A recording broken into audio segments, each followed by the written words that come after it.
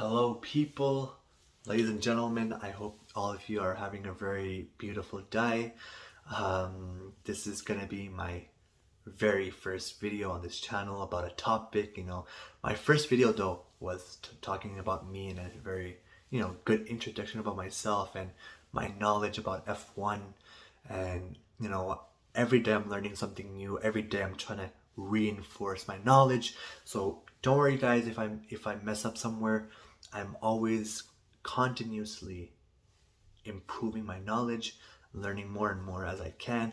And if you guys have anything to teach me, please do. Don't feel shy, because I won't get mad, because that's just how we are all, and that's how the F1 community is. I know there's a lot of toxic fans, and Mercedes versus Red Bull, the fans, it has gotten really bad this year and in the following years. So I know how toxic F1 community can be, but the true F1 community always helps each other, and we're always there for each other. So if you guys have any knowledge that you guys want to spread on this or in the following videos, please do not hesitate. So let's get straight to the video. First video on this channel. I want to talk about my personal feelings as a Ferrari fan about the whole situation with Max Verstappen and Sergio Checo Perez. It's concerning. It's a concerning news. I know a lot of people say that, oh, it's not really a big deal, but I think it's something that should be talked about, because listen, I know a lot of people say that, they're all racing pilots, right? And tensions get high. I get it, right? It's a sport. Every sport, it's competitive. And when you have competition, the mindset is an all-time high, and the adrenaline pumping through your veins are an all-time high. So tensions can get loose very quick. So fights like this or altercation happens very often, and it should be kept between closed doors. It should be taken care by the team. So basically, Red Bull should be taking care of this issue. But how F1 now, it's becoming more and more bigger, and an F1 app is even offering live services where you can literally hear the microphone of the drivers, so you can literally hear what they say on the radio to their engineers.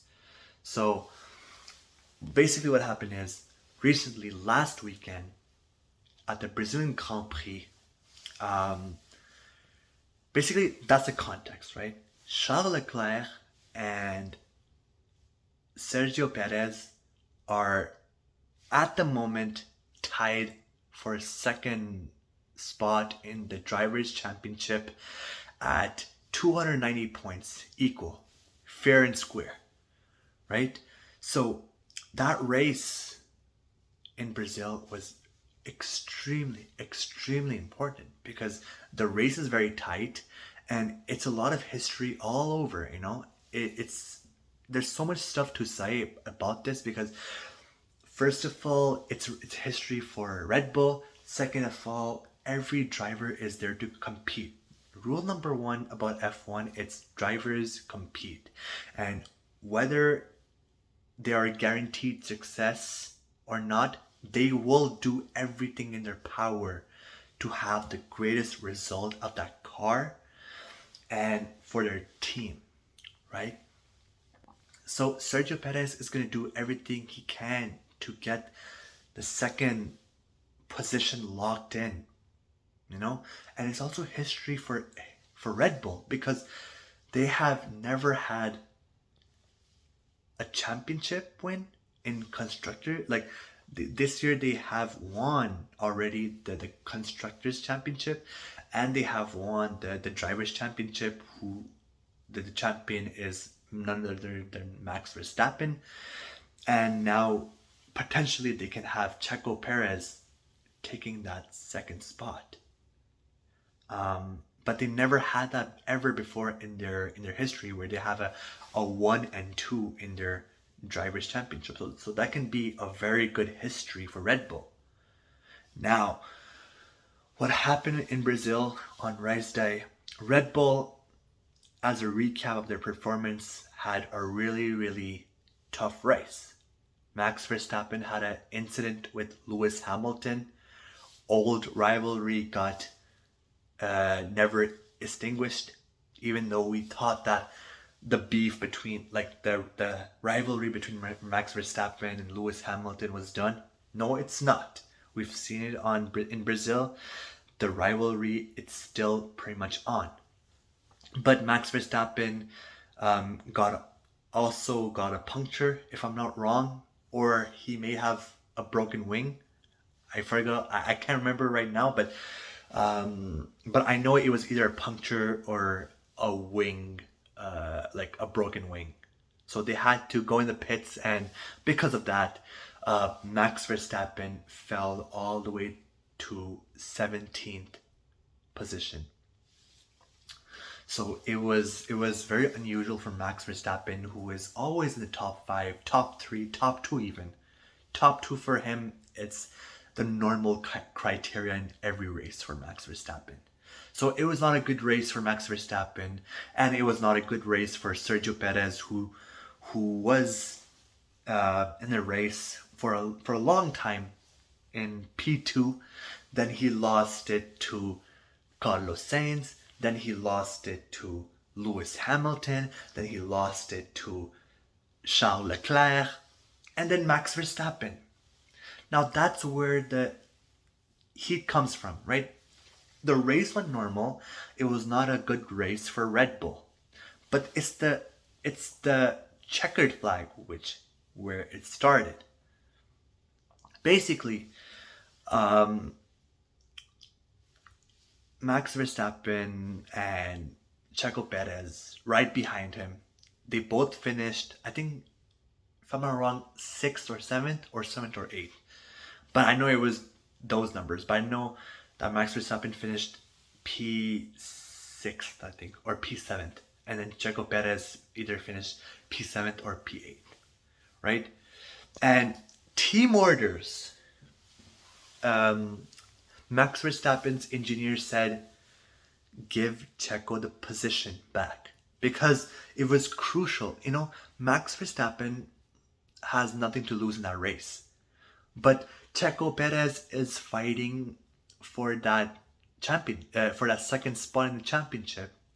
So he needs every point, and you know, every point matters in Formula One. You know, so if Max Verstappen would have gave Checo this like the position, then it would have easily put Checo at number 2 with maybe, I think, roughly between 5 to 10 points advance on Charles Leclerc. So that was a really rough decision. And Max Verstappen kept ignoring, and then the third time his engineer asked him, Max, what happened? Then Max finally opened his radio and said that I'm not quoting it, I'm just basically saying it in my own words, okay? So don't come after me if I mess up a few quotations. I'm not reading a script here, I'm just saying on top of my head, sorry. Basically what he said was, please guys, don't ever ask me this request ever again. We have already discussed it before, and I have my reasons for it, and I stand by it, which is a very, very powerful statement by a champion like Max Verstappen, and Checo Perez, after that, the engineer said to Checo Perez, I'm really sorry, basically apologizing, and Checo Perez didn't seem happy at all with this situation. And then he made another very, I'd say, pretty powerful statement saying that now we see who Max truly is, basically referring to Max Verstappen.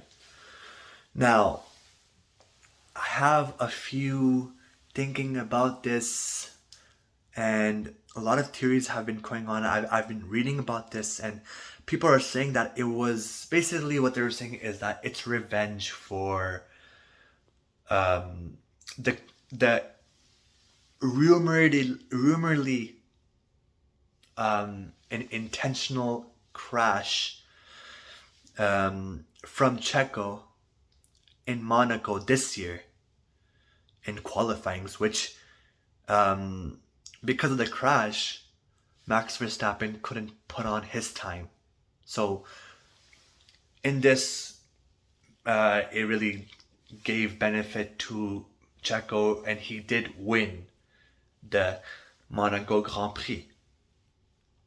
You know, so now it's gonna be my thinking, and I know in the post race I cannot perfectly quote this, but it was not beautiful. It was not a good post race, and basically, Checo Perez also made a very powerful statement saying that Max Verstappen, I helped him win those 2 championships. Those championship, I played a very important part, which I do agree. I personally agree with the statement, And Max Verstappen said, basically saying a very vague response, saying that whatever he thinks, Whatever his reasons are, his reasons are. Basically just giving a very, very vague answer, Basically saying that he has his reasons and, that it's going to be discussed in a team. Now, it is reported that after the race, they shook hands and everything's on good terms. But I think personally it's not, right? The first mistake that I think is that Max Verstappen has not matured. That's a fact I don't want to say. Listen, I get it, right? People make mistakes, and I've rewatched those clips. Look, it may look a little intentional, and there's a few details which I feel like, okay, I think it's a little, okay, maybe a little intentional, but I still very much believe that Checo Perez didn't do it on purpose. Look, first of all, Monaco has a very narrow, small circuit. It's a very hard circuit to drive on. Many pilots have crashes on that circuit very easily. Like, some may think, oh, how did he crash? It's so dumb. But Monaco, it's that narrow. It's a very tricky road. So even like the most dumbest way possible, pilots do crash in Monaco a lot. So this is not a good excuse for Verstappen to be pissed off, right? And crashes are part of the sport, right? And a lot of people are discussing about the fact that pilots should be penalized if they cause a crash for others, which I do agree with it, because I know it sucks, because that's the only part which really it's a hard pill to swallow, because if a pilot crashes, then then the other pilots in the back who are also putting a time in qualifyings, they can't put a time, because now the session is red flagged, So now like the whole session, well, red flag is mostly that the whole session is finished, you can't put on a time anymore. So now the grids are done, so it really it gives more advantage to the pilot who crashed, and he will keep his position wherever he finished. That's the only really negative point about it, and it's a big one. It's a big one. But this is not an excuse, right? It happened in Monaco. It happened months ago. It happened in the beginning of the season. So I don't get why has he kept a grudge for that long. Now now we're heading into Abu Dhabi Grand Prix, and you know, he just took his revenge right now. Basically, a lot of people are saying that Max Verstappen took his revenge, which I agree, because from what I've seen, from the body language that I've read from Max Verstappen, that's very likely. Obviously at the end of the day, I'm never gonna be 100% sure, because you know what is going through their head, I can't read it. But what I can say is, by the body language, it's very highly likely that Max Verstappen was just being petty and basically threw a shot back at Checo, taking revenge for what he did to him in Monaco. You know, but it's really, really petty from Max Verstappen to take revenge after that long. If you wanted to take revenge, why not take the revenge on the following Grand Prix of Monaco? Why do you have to take this revenge all the way till Brazil, like last weekend? Why now? That's what I don't understand. So that's really childish on behalf of Verstappen. Now, the second thing that I did not like, and I lost a lot of respect for Mr. Verstappen, it's the fact that he already has won the championship. He has both He has the Drivers' Championship, and he already secured Red Bull its Constructors' Championship very easy. Now he's just basically having a free race. He doesn't have anything else to put. And his point margin with Charles Leclerc is very far. It's like maybe a 100-ish, even more points. I don't know the exact number of what's the distance between the points between like the second spot and Max Verstappen at the top, but it's a very big margin. So he already has won everything. This season for him, it's done. He has nothing to lose. Now, Checo obviously has something to fight for, like I said, for that second spot. And coming back to what Checo said, that he helped Verstappen win those two championships, it's absolutely true, because last year, when it was tied up, one of the most beautiful races I've ever seen on TV, Verstappen versus Hamilton in 2021, last race of the season, and the points are tied up, and whoever comes first or whoever finishes, one ahead of the other is gonna win the championship. Beautiful scenario.